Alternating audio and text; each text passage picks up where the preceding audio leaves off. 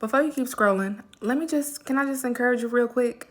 And I'm gonna get a little vulnerable and tell a little bit of my business. So I don't know if we all do.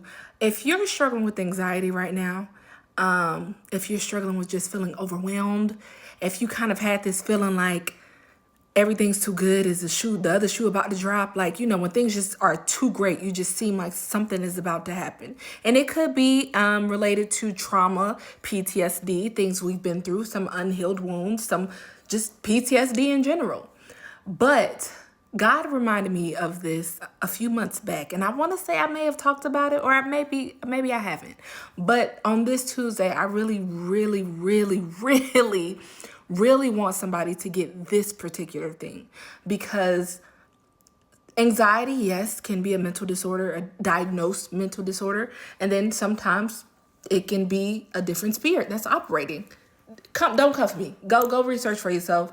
Don't take everything what I'm saying as word. If this ain't for you, baby, keep scrolling. If this is for you, hold on just a little bit, okay?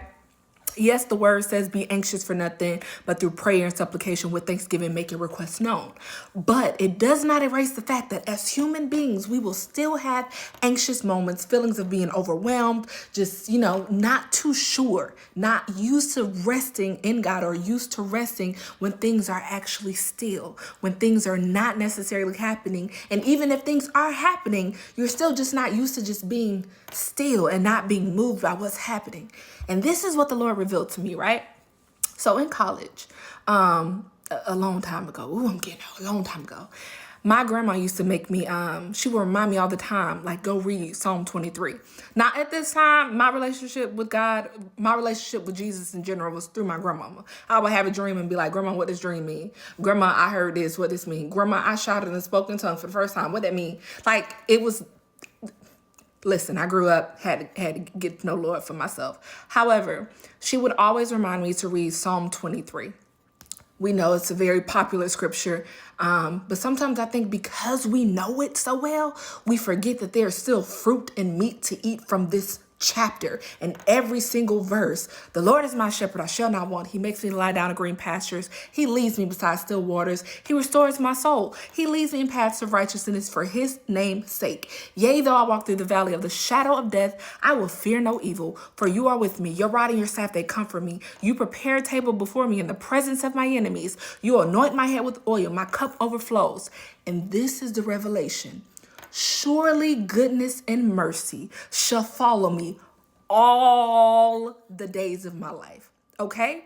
If I'm to trust God, if I'm supposed to seek him in everything, seek him first and lean not to my own understanding, if I'm supposed to do all of that, then I should be reminded that surely goodness and mercy shall follow me all the days of my life. So despite how I feel, despite what may be happening, despite what may not be happening, despite what may not be happening, his goodness and his mercy is still following me every single day at every single moment. It doesn't leave us. So if you are bogged down with anxiety and being overwhelmed, remember in that moment that surely goodness and mercy shall follow you all the days of your life. Rest in that truth. If you can't rest in anything else in this particular moment, as you're watching this video, rest in the truth that God's goodness and mercy will follow you all the days of your life. That's all I got.